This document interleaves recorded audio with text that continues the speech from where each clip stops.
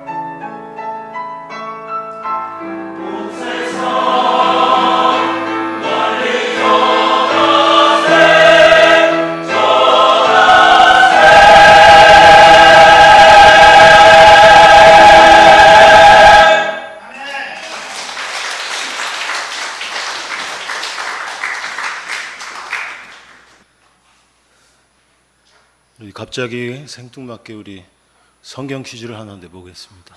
우리 잠깐 한번 보실까요? 성경 구절인데요. 이 가로 안에 들어갈 성경 구절이 뭘까요? 그리스도께서 만일 다시 땡땡땡땡땡땡땡땡 8글자면 우리가 전파하는 것도 헛것이요 또 너희 믿음도 헛것이며 뭘까요? 다시 면, 네, 그렇습니다. 우리 한번 확인해 볼까요? 한 번만. 살아나지 못하셨으면, 다 고개를 다 알고 있는데 그리스도께서 만일 다시 살아나지 못하셨으면 우리 전파하는 것도, 그러니까 전도하는 것도 헛되고 너희 믿음도 헛것이며, 그리스도인들의 믿음도 헛것이라는 겁니다. 제가 이렇게 성경 퀴즈로 이렇게 이 말씀 구절을 올린 이유는 예수님의 부활이 우리 그리스도인의 삶에 결정적인 내용과 근거가 되기 때문입니다. 그래서 사도 바울이 그렇게 말하지 않은 것입니까? 그리스도께서 다시 살아나지 못했다면 우리가 전도하는 것도 헛된 거고 여러분 믿음도 헛된 거다라고 말입니다. 신앙생활은 우리를 위해 죽으시고 부활하신 예수님을 믿음으로 구원에 이르고 부활하신 예수님을 만남으로 오늘 그 생명으로 사는 것입니다. 그리고 다시 오실 예수님을 기다리며 내일을 소망하는 것입니다. 48주년 된 현대교회가 다시 예수님의 부활하심에 대한 이해와 믿음으로 더욱 강건해지기를 바랍니다. 온전해지기를 원합니다. 그런 면에서 저는 예수님의 부활이 어떤 면에서 우리들에게 결정적인 것인지를 나눔으로 그 은혜를 누리기 원합니다. 첫 번째, 예수님의 부활은 교회 믿음의 결정적인 내용이 되는 것입니다. 예수님의 부활은 교회 믿음의 결정적인 내용이다. 제가 친절하게 주보 내지에 그 제목 그 부분들을 제가 올려드렸고 인용할 성경 구절도 제가 넣어드렸습니다. 첫 번째 뭐요? 예수님의 부활은 교회 믿음의 결정적인 내용이다. 왜 예수님의 부활이 우리 믿음의 결정적인 내용이 되는 것입니까? 그것은 부활 사건이 예수님이 바로 누구신지 예수님의 정체를 분명히 알려주는 사건이기 때문입니다. 기독교 신앙에서 가장 중요한 것은 예수님을 누구로 알고 믿느냐입니다. 그래서 예수님께서 공생애 때 제자들에게 바로 그 질문을 하셨죠. 너희는 나를 누구라고 하느냐? 너희는 나를 누구라고 하느냐? 즉 예수님을 누구로 알고 믿느냐 하는 것이 오늘 나와 교회 모든 삶의 내용을 결정짓는 것이기 때문입니다. 예수님께서 십자가에 죽으셨다가 3일 만에 부활하신 것은 그분께서 진정 하나님의 아들 주님이시고 온 세상을 위한 그리스도 즉 구원자가 되심을 알리시고 확증한 사건입니다. 주보 내지에 제가 적어드렸는데 첫 번째 말씀인데요. 로마서 1장 4절은 이렇게 말합니다. 직역으로 제가 올려드렸습니다. 한번 읽어볼까요? 시작. 성령에 의해 권능으로 죽은 사람들 가운데서 부활하셨으니 곧 하나님의 아들로 선포되셨다고 말입니다. 오늘 본문에서도 사도 베드로는 이렇게 증거하고 있습니다. 36절에서 우리 본문을 좀 보여주시겠어요? 너희가 십자가에 못 박은 바로 그 예수를 하나님께서 다시 살리심으로 주와 그리스도가 되게 하셨다고 말하며 베드로는 이것을 확실하게 알지니라고 얘기하고 있어요. 확실하게 알아야 한다라고 말하는 겁니다. 그러면서 32절에는 우리가 이 일의 증인이다. 예수님의 부활에 대한 증인이다라는 거죠.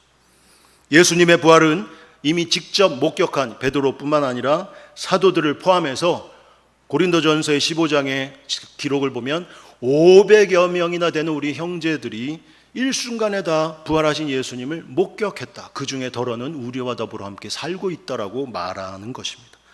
따라서 예수님의 부활은 역사적인 사실인 거죠. 그렇기 때문에 더더욱 예수님의 부활은 우리가 믿어야 할 결정적인 내용이 되는 것입니다. 왜요? 그것은 예수님이 말씀하신 모든 것이 옳았다는 것을 말하고 있기 때문입니다. 그것을 온 세상에 천명하신 사건이에요. 예수님은 공생의 기간에 제자들에게 말씀하셨습니다. 당신이 예루살렘에 들어가면 장로들과 대제사장들에게 고난당하고 멸시당하며 그리고 십자가에 죽임을 당할 것이라고 미리 말씀하셨습니다. 그리고 죽은 지 3일 만에 부활할 것, 다시 살아날 것이라고 엄중히 말씀하셨습니다. 그리고 어떻게 됐습니까? 상황과 사건들은 예수님께서 말씀하신 그대로 성취되었습니다. 이것은 예수님이 참되시다라는 것을 말씀하시는 것입니다. 이 사실은 듣는 우리가 믿고 안 믿고 의해 결정되거나 좌우되는 것이 아닙니다. 이제 예수님과 그분의 메시지는 하나입니다. 이것이 바로 예수님께서 내가 곧 길이요 진리요 생명이니 나로 말미암지 않고는 아버지께로 올 자가 없느니라고 말씀하신 것 가운데서 내가 곧 진리다라고 말씀하신 뜻인 것입니다. 이제 우리는 진리 되신 예수님의 모든 말씀 앞에 낱낱이 드러나게 되었습니다.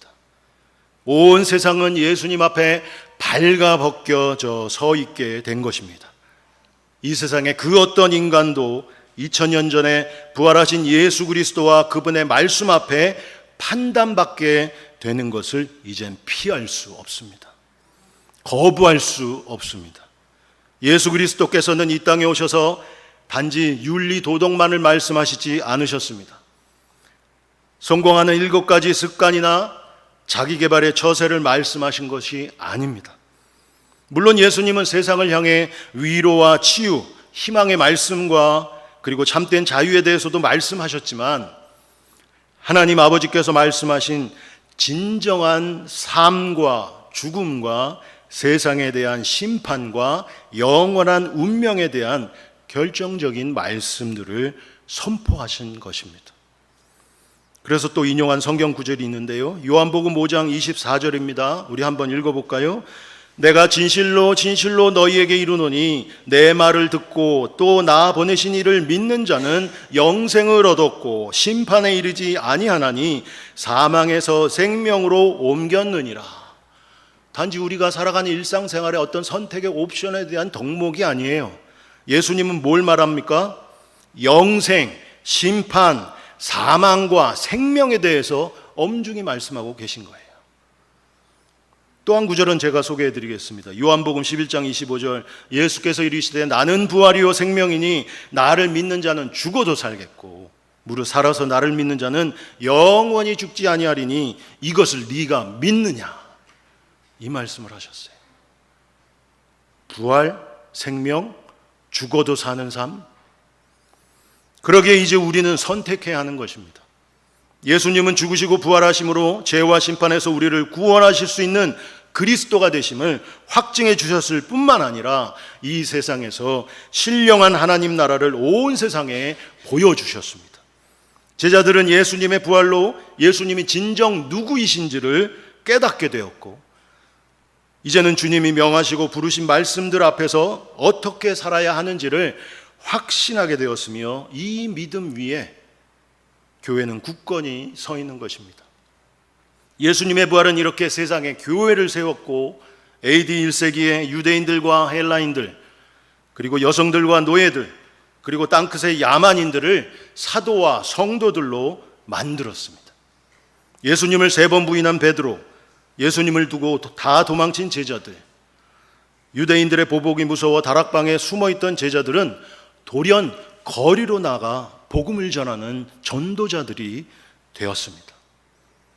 그 메시지의 핵심은 예수님이 부활하셨고 그분이 바로 온 세상의 주와 그리스도가 되셨다는 것입니다. 심지어 누구보다 교회를 박해하고 저주했던 바울도 예수를 사이비 교주라고 생각했었지만 예수님의 부활을 목격하고 만나고 그 누구보다 가장 강력한 하나님 나라의 복음의 증인이 되어서 지중해 연안을 목숨을 걸고 돌아다니며 교회를 세우는데 자기 생을 바쳤습니다. 그들 모두를 그렇게 만든 결정적인 원인은 부활을 통해 예수님이 누구이신지를 참으로 알았고 진심으로 그를 믿었기 때문입니다. 예수님은 이 땅에 오셔서 그들을 따른 제자들, 장차 하나님의 자녀가 될 자들에게 결정적인 질문들을 하셨는데, 성경에는 예수님의 결정적인 질문들이 특별히 세 가지를 제가 꼽고 싶습니다. 그 첫 번째가 바로 너는 나를 누구라 하느냐라는 질문입니다. 예수님은 교회가 이 믿음의 반석 위에 서기를 원하셔서 예수님은 질문하신 겁니다. 너는 나를 누구라고 하느냐. 이제 오늘 우리 현대교회도 주님이 오신 지 2024년여가 지난 바로 지금 그 사도들과 초대교회의 믿음의 유산 위에 서 있는 것입니다. 그것은 우리 또한 죽으시고 부활하신 예수를 주와 그리스도로 믿는 믿음 위에 서 있기 때문입니다. 그러기에 오늘 우리의 믿음은 초대교회까지 이어져 있습니다. 아니요, 사도들과 영원한 하나님 나라에까지 다 있는 것입니다. 오늘 여러분이 부활하신 예수님이 여러분의 주와 그리스도가 되심을 마음으로 믿고 있다면 여러분의 삶은 세상에 잠시 있다가 없어지는 유행이나 풍조가 아닌, 시간이 흐르면 자연히 잊혀지고 사라지는 썩어질 것이 아닌 영원하시고 참되신 말씀이시오 진리 되신 예수 그리스도로 구원함을 받은 것입니다. 우리의 모든 죄는 예수님의 죽으심으로 사해졌고 우리의 영생은 그분의 부활하심으로 보증되었습니다. 이것은 영원합니다. 특별히 오늘 세 번째 말씀을 여러분 같이 읽고 싶습니다. 세번역 성경으로 제가 올려드렸는데요. 우리 같이 한번 또박또박 읽어볼까요? 주보에 있습니다. 여러분은 그리스도로 말미암아 하나님을 믿고 있습니다. 하나님은 그리스도를 죽은 사람 가운데서 살리시고 그에게 영광을 주셨습니다. 그래서 여러분의 믿음과 소망은 하나님을 향해 있습니다. 여러분은 다시 태어났습니다. 그것은 썩을 씨로 그렇게 된 것이 아니라 썩지 않을 씨, 곧 살아계시고 영원하신 하나님의 말씀으로 그렇게 되었습니다. 특별히 여기서 썩지 않을 씨, 단수형으로 썩지 않을 씨, 어떤 구절들이 생각나십니까? 창세기의 여인의 씨, 그리고 또 아브라함의 씨로 말미암아 구원하신다 하고자 하는 그 말씀, 바로 그 씨이죠. 그것은 바로 예수 그리스도, 영원한 말씀 되신 로고스 예수 그리스도로 말미암은 것입니다. 할렐루야.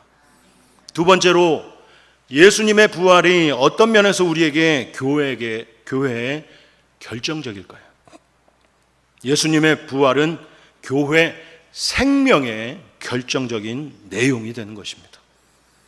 다시 말해 부활하신 예수님은 지금 우리의 삶에 없어서는 안 될 존재가 되신다는 것입니다. 저는 여기서 주보도 그렇고 사랑과 생명이란 단어들을 함께 사용했습니다. 하나님이 지으신 세상, 곧 하나님의 창조 세계에서는 사랑과 생명은 깊이 연결되어 있습니다. 사랑의 열매는 생명이요, 생명의 발현은 곧 사랑이라고 할 수 있습니다. 우리는 생명이신 예수님을 사랑함으로 그 생명을 누릴 수 있습니다. 교회는 2000여 년 전에 죽으셨다가 다시 살아나신 예수님을 우리끼리 단순히 기념하기 위해서 그것으로만 모인 것이 아니라 지금 우리와 함께 계신 그분을 예배하면서 매일의 삶 가운데 그분과 함께 동행하며 살아가고 있는 것입니다. 할렐루야. 그분은 우리의 기도를 들으시며 우리의 삶을 지키시고 돌보십니다. 여기서 잠깐 저는 성경이 말하는 이 세상과 우리 인간의 운명에 대한 선언에 대해 주목하고 싶습니다. 성경은 말합니다. 이 세상과 인간은 바로 죄의 정욕 아래에 사로잡혀 있고 죽기를 두려워하여 사탄에게 종노릇하는 운명이라고 말입니다. 예수님은 죄를 짓는 자마다 죄의 종이다라고 말씀하셨습니다. 에베소서 2장 1절로 3절 현대인의 성경으로 제가 인용해드리면, 여러분은 불순종과 죄 때문에 영적으로 죽었던 사람들입니다. 전에는 여러분이 세상의 악한 길을 따르고 하늘 아래의 영역을 지배하고 있는 마귀에게 순종하며 살았습니다. 이 마귀는 현재 불순종하는 사람들 가운데서 활동하는 영입니다. 우리도 모두 전에는 그들 가운데서 육신의 정욕대로 살고 육신과 마음이 원하는 대로 행했으며 나머지 사람들과 마찬가지로 날 때부터 진노의 자식이었습니다. 아멘. 이렇게 생명의 하나님을 떠난 인간은 고난과 죽음과 미래를 두려워합니다. 이러한 인간적인 절망은 어떤 사람도, 어떤 문명도, 어떤 사회도 해결할 수가 없습니다. 이미 그 사실을 우리는 지나온 역사와 오늘 우리의 삶의 현실에서 우리는 알고 경험하고 있습니다. 한마디로 우리 인생을 얘기한다면 꽃병에 꽂은 꽃에 불과한 것입니다. 생명의 근원과 단절되었기에 잠시 피어있고 향기가 나는 것 같지만 결국은 썩어버리고 마는 것입니다. 그러나 이제 예수 그리스도께서 죽음에서 다시 살아나심으로 죄와 사망의 세력에서, 그리고 저랑 여러분과 우리의 모든 절망과 두려움에서 다시 살아나심으로 죄와 사망을 멸하시고 우리를 다시 구원하셨습니다. 오늘 본문 24절에서 성경은 예수 그리스도는 사망에 매여 있을 수 없다고 말씀하십니다.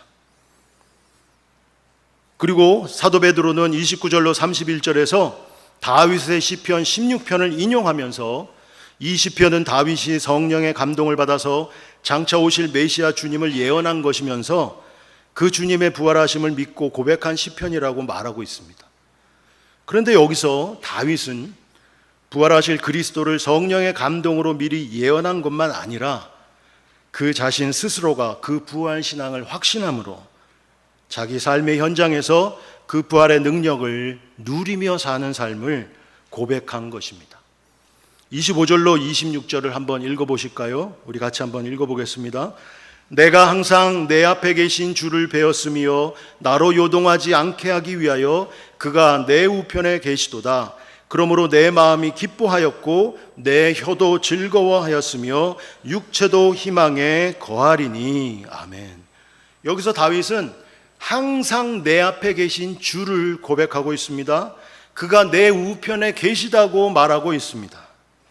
우리는 여기서 다윗이 그토록 죽을 고생하면서도 어려움과 고난의 순간들을 극복해낼 수 있었던 이유를 우리는 알게 됩니다. 다윗은 사망의 음침한 골짜기를 다닐 때도 자기와 함께 하신 그리스도를 체험하며 동행하고 있었던 것입니다. 여러분, 인간에게 최고의 복이 무엇인지 아십니까? 그것은 바로 임마누엘, 우리와 함께 계신 하나님이심을 믿으시기 바랍니다. 하나님은 지금 우리와 함께 계십니다. 초대교회는 바로 이 예수님의 부활 생명으로 자신들에게 닥친 박해와 고난과 모든 어려움을 극복하며 살아간다는 자기 고백과 선언으로 넘치고 있습니다. 대표적인 말씀을 제가 오늘 또 인용해 드렸습니다. 주보의 고린도후서 4장 8절로 10절 말씀인데요, 우리 같이 한번 읽어볼까요? 우리가 사방으로 우겨쌈을 당하여도 쌓이지 아니하며 답답한 일을 당하여도 낙심하지 아니하며 박해를 받아도 버림받지 아니하며 거꾸러뜨림을 당하여도 망하지 아니하고 우리가 항상 예수의 죽음을 몸에 짊어짐은 예수의 생명이 또한 우리 몸에 나타나게 하려 함이라. 아멘. 오늘 성경이 그것을 증거하고 있습니다. 특별히 오늘 우리는 본문 사도행전 2장을 읽었는데요, 우리가 그 다음 장인 사도행전 3장에서는 이제 부활하신 예수 그리스도께서 제자들을 떠나시고 승천하신 가운데 이제 어떻게 당신의 교회들과 관계를 맺는가를 보여준 중요한 사건으로 기록되어 있습니다. 그것은 베드로와 요한이 기도하러 성전에 올라갈 때 성전 미문에 앉아있던 날 때부터 걷지 못했던 자, 그래서 미문 앞에서 구걸하고 있던 그 자를 기적적으로 일으킨 사건입니다. 그때 베드로와 요한은 이렇게 고백했습니다. 왜 우리를 주목하느냐? 하나님이 살리신 예수, 그 이름을 믿음으로 그 이름이 너희가 보고 아는 이 사람을 성하게 하였나니 예수로 말미암아 난 믿음이 너희 모든 사람 앞에서 이같이 완전하게 낫게 하였느니라. 아멘. 이러고 선포했습니다. 그러면서 베드로는 아주 인상적인 말을 표현했습니다. 은과 금은 내게 없거니와 나에게 있는 이것을 너에게 주노니 나사렛 예수 그리스도의 이름으로 일어나 걸어라. 여기서 사도 베드로는 무엇라고 말하고 있습니까? 자기 안에 예수 그리스도께서 계시다고 말하고 있는 것입니다. 직역하면 자신이 예수 그리스도를 가지고 있다고 말하는 겁니다. 내가 가지고 있는 것을 너에게 주노니, 바로 내 안에 계신 그리스도. 우리 한번 해볼까요? 내 안에 계신 그리스도. 이것은 초대교회와 사도들의 부활신앙의 핵심이요 모토이며 기독교 신앙의 신비입니다. 내 안에 계신 그리스도, 우리 안에 계신 그리스도. 여기서 우리는 부활신앙의 모습을 보게 되는 것입니다. 이 신앙을 제대로 보여주고 있는 신앙 고백이 여기 또 있습니다. 갈라디아서 2장 20절 세 번역으로 제가 올려드렸습니다. 한번 읽어볼까요? 나는 그리스도와 함께 십자가에 못 박혔습니다. 이제 살고 있는 것은 내가 아닙니다. 그리스도께서 내 안에서 살고 계십니다. 내가 지금 육신 안에서 살고 있는 삶은 나를 사랑하셔서 나를 위하여 자기 몸을 내어주신 하나님의 아들을 믿는 믿음 안에서 살아가는 것입니다. 아멘. 오늘 부활의 예수를 믿는 성도는 죽은 자 같은 삶에서도 새 삶을 살 수 있는 능력을 갖고 있습니다. 할렐루야. 무덤에 갇혀있는 듯한 절망의 순간에도 돌무덤의 뚜껑이 열리는 삶으로 살아날 수 있는 것입니다. 그것은 바로 성도들 안에 살아계신 예수님으로 말미암기 때문입니다. 이것이 바로 주 예수 그리스도께서 내가 길이요 진리요 생명이라고 말씀하신 것에서 내가 생명이다라고 말씀하신 뜻인 것입니다. 예수님은 우리에게 이렇게 약속해 주셨습니다. 마태복음 28장에 하늘과 땅의 모든 권세를 내게 주셨으니 볼지어다 내가 세상 끝날까지 너희와 항상 함께 있으리라. 아멘. 예수님의 부활로 심판받은 사탄은 최후의 발악으로 이 마지막 세상을 미혹하고 유혹하면서 쭉정이 씨앗을 뿌리며 병주고 고난당하게 합니다. 그러나 이제 부활하신 예수님을 믿는 교회는 죽음을 두려워하지 않습니다. 예수님은 죽음에서 부활하심으로 사망 권세를 이겨주시고 교회에게 천국의 열쇠를 주셨습니다. 이제 더 이상 하나님의 자녀들은 사망에 매여 있을 수 없습니다. 그것이 어떤 핸디캡이든 징크스든 집안 내력이든 가계에 망령된 행실이든 무엇이든지 말입니다. 여러분, 예수를 주와 그리스도로 믿으십니까? 여러분의 삶의 주인이 예수님이십니까? 여러분, 집주인이 바뀌면 집도 변화된다고 말하고 있습니다. 이런 옛말이 있죠. 주인이 술주전뱅이면 그 집 석가래까지 내려앉지만 그 집에 착실하고 근면한 사람이 주인으로 들어오면 반질반질 윤기가 나고 생명이 넘치게 된다고 말입니다. 이제 예수님은 여러분의 삶의 주인이 되십니다. 여러분의 그리스도, 즉 구원자가 되셨습니다. 그러니 삶이 변할 것입니다. 변하고 있습니다. 아니, 변했습니다. 그러니 이제 부활하신 예수님 안에서 하나님 나라의 치유와 자유와 평강을 더욱 누리십시오. 어떻게 해요? 부활의 생명을 갈망하고 사모함으로 말입니다. 여기서 예수님은 제자들에게 두 번째 결정적인 질문을 하십니다. 네가 나를 사랑하느냐? 주님은 우리에게 말씀하셨습니다. 내 사랑 안에 거하라고 말씀하셨어요.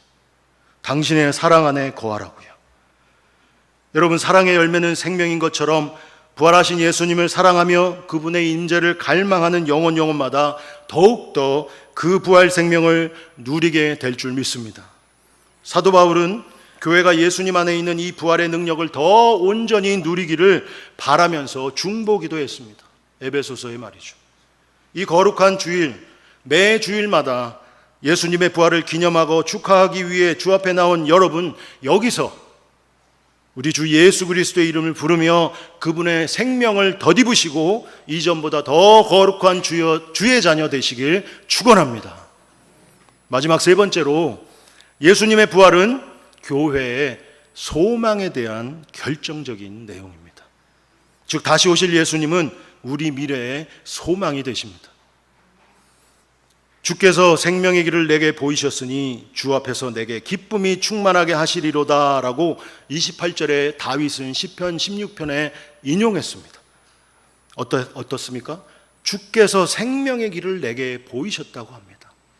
길을 보여주셨어요. 이제 예수님은 우리에게 가야 할 길을 보여주십니다. 예수 그리스도의 부활은 하나님의 나라가 이 땅에 도래했다는 것에 대한 확증이며 마지막 때에 그 나라가 완전히 임하며 죄된 이 세상은 심판받고 새하늘과 새 땅이 도래한다는 하나님의 작정하심에 대한 확실한 증거가 되었습니다. 바울이 아테네 아레오바고에서 선포한 것처럼 사도행전 17장 30절로 31절 제가 세 번역으로 말씀드리면 하나님께서는 무지했던 시대에는 눈 감아 주셨지만 이제는 어디에서나 모든 사람에게 회개하라고 명하십니다. 그것은 하나님께서 세계를 정의로 심판하실 날을 정해 놓으셨기 때문입니다. 하나님께서는 자기가 정하신 사람을 내세워 심판할 터인데 그를 죽은 사람들 가운데 살리심으로 모든 사람에게 확신을 주셨습니다. 하나님은 예수님의 부활이 세상 심판에 대한 확실한 증거라고 제시하신 것입니다. 예수 그리스도께서 죽은 자 가운데 부활하심으로 예수님의 말씀이 모두 진리인 것을 알게 되었고 예수님의 모든 약속들이 사실인 것을 알게 되었습니다. 곧 천국이 있는 것을 알게 됐고 지옥이 있는 것을 알게 되었고 그리고 눈에 보이는 이 세상만이 아닌 보이지 않는 세상이 또한 존재한다는 것, 그 모든 것들을 다시 오실 예수 그리스도께서 선악간에 심판하신다는 것을 이제는 알게 된 것입니다. 이제 부활의 주 예수 그리스도를 믿는 교회는 삶의 방향이 바뀌었습니다. 바로 다시 오실 예수 그리스도와 하나님 나라를 기다리며 살아가는 삶이 된 것입니다. 이것이 곧 예수 그리스도께서 내가 곧 길이요 진리요 생명이라고 말씀하신 것에서 내가 곧 길이다라고 말씀하신 뜻인 것입니다. 오늘 본문에서 우리는 부활하신 예수님을 만나고 믿은 초대교회 성도들의 삶이 어떻게 바뀌었는지를 우리는 볼 수 있습니다. 41절로 47절에 초대교회는 사람마다 두려워하며 사도들과 그들의 가르침을 받고 교제하고 떡을 떼고 오로지 기도하기에 힘쓰며 자기 재산과 소유를 팔아 그리고 또한 서로 사람들에게 나누어 주고 날마다 마음을 같이하고 성전에 모이기를 힘쓰고 그리고 또 뭡니까? 서로 떡을 떼고 순전한 마음으로 함께하면서 위로하고 그리고 또한 서로 자선을 베풀며 나아갔던 것입니다. 예수님이 부활하시기 전에 제자들은 예수님의 왼쪽과 오른쪽에 앉기 위해 경쟁하며 서로 싸웠습니다.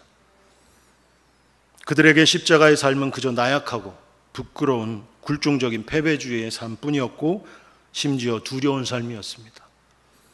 그러나 부활하신 예수님을 만난 제자들의 삶은 완전히 바뀌게 되었습니다. 헌신을 마다하지 않고 자비와 양선을 최고의 가치로 삼았으며 죽음을 두려워하지 않으며 복음을 부끄러워하지 않게 되었던 것입니다. 그들이 바라고 기대하는 가치가 바뀐 것입니다.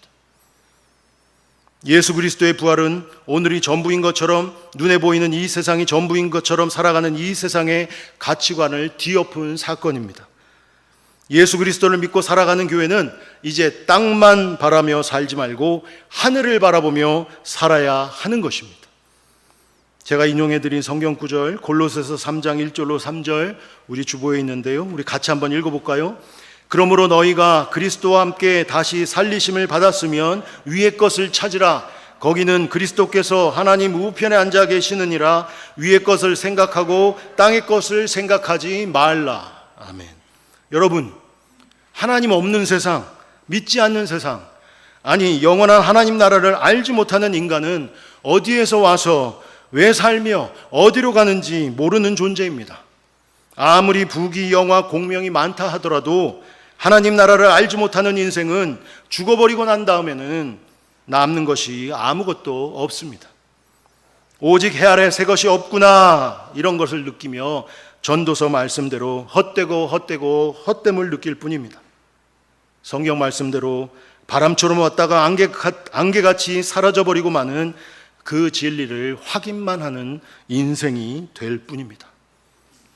여러분, 그런 세상에서 각자 자기가 다 옳다고 하는 이 세상에서, 절대 진리는 없다고 하는 이 세상에서 의와 자유와 사랑이 진정한 의미를 가질 수가 있나요?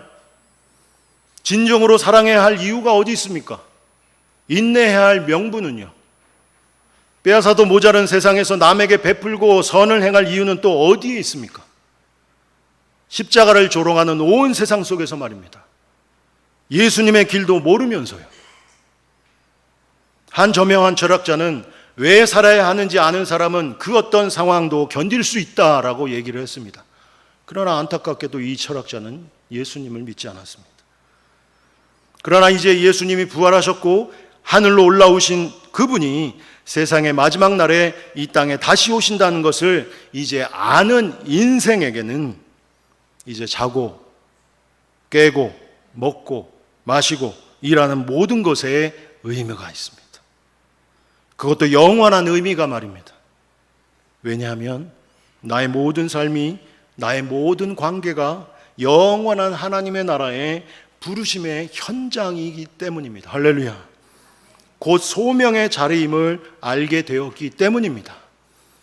여러분의 일터가 주님 소명의 자리인 줄 믿으시기 바랍니다. 여러분의 인간과의 관계 속에 예수님이 존재하심을 믿으시기 바랍니다. 가장 가까운 가정에서부터 멀리 있는 그 어떤 관계에 이르기까지 여러분 이제 죄의 종이 아니요 하나님의 아들이요 딸이요, 그리고 또한 죄에 굴종하는 자들이 아니요 하나님의 청지기로서 이 세상에 하나님의 나라를 보여낼 수 있는 하나님의 거룩한 자녀들이 된 것입니다. 우리가 진지하게 지금 우리의 삶이 영생을 위한 준비 과정이면서 어찌 보면 잠깐인 내 삶이 영원한 하나님 나라의 영광을 드러내는 삶이고 우리가 사랑하는 주 예수 그리스도 앞에 보여드려야 할 삶인 것을 깨닫는다면 우리는 지금과는 다르게 살기 시작할 것입니다. 우리가 관여하고 있는 모든 관계, 임무, 일, 처해 있는 모든 상황에서 우리는 예수님과의 관계성을 그리고 영원한 하나님 나라의 관점으로 행동하고 선택하게 될 것입니다. 그 결과 삶의 선택과 집중은 많이 달라질 거고 우리의 삶은 생각보다 굉장히 단순한 삶이 될 것입니다. 바로 오늘 본문에서 초대교회 성도들이 보여주었던 그런 삶처럼 말입니다. 시간과 돈을 더 현명하게 쓰고 명예나 부 또는 세상 일의 성취감이나 쾌락에만 함몰되지 않고 하나님과 서로의 관계, 그리고 보다 더 나는 어떤 사람이 되어야 할 것인가, 이것에 더 중요한 가치와 비중을 두면서 말이죠. 또한 유행 따르고 대중적인 가치관과 신념을 받아들이기보다는 하나님 나라의 영광과 가치를 더 소중하게 생각할 것입니다. 여기서 예수님은 세 번째로 제자들에게 질문하셨습니다. 너는 나를 따르라. 너는 나를 따르라. 지금 우리가 예수님을 통해 하나님과 올바른 관계를 맺고 있다면 우리는 죽음을 두려워할 이유가 없습니다. 그것은 영생으로 들어가는 문입니다. 그것은 우리 존재의 영원한 삶을 본격적으로 시작하는 날이 될 것입니다. 청교도 성경 교사인 매튜 헨리 목사는 이렇게 말했습니다. 우리의 마지막 날을 준비하는 것이 매일의 일이 되어야 한다고 말이죠. 그리스도인들은 오늘의 보장이 있기에 내일을 기대하고 안심하는 것이 아닙니다. 약속된 미래가 있기에 오늘의 의미와 가치를 부여하며 힘차게 살아가는 것입니다. 두 번째 성경 구절 요한일서 2장 17절 한번 읽어볼까요? 이 세상도 그 정욕도 지나가되 오직 하나님의 뜻을 행하는 이는 영원히 거하느니라. 아멘. 자, 이제 예수님의 부활을 통해서 이제 참된 것이 무엇인지, 즉 진리가 무엇인지 깨달았습니다. 부활하신 예수 그리스도 안에서 사망에 눌리지 않는 영원한 생명을 누리게 되었습니다. 다시 오실 예수 그리스도를 기다리며 진정한 미래의 소망을 갖게 되었습니다. 이제 죄와 허무함은 사라졌습니다. 천국과 영생이 우리 것이 되었습니다. 이제 예수님께서 진정으로 세 가지 삶의 질문을 하시면서 교회가 오늘 우리가 세 가지 뽑았던 믿음과 소망과 사랑의 응답을 하길 원하신 바로 그 질문 앞에 네가 나를 누구라고 하느냐? 내 사랑 안에 거하라. 너는 나를 따르라 하신 이 질문 앞에 우리 다 같이 믿음과 사랑과 소망을 가지고 주님을 따르길 소망합니다. 우리 마지막 말씀 우리 다 같이 한번 읽고 마치겠습니다. 같이요. 시작. 내 아버지께 복받을 자들이여 나와 장세로부터 너희를 위하여 예비된 나라를 상속하라. 아멘. 이 말씀이 여러분의 인생의 응답되기를 예수님의 이름으로 축원드립니다.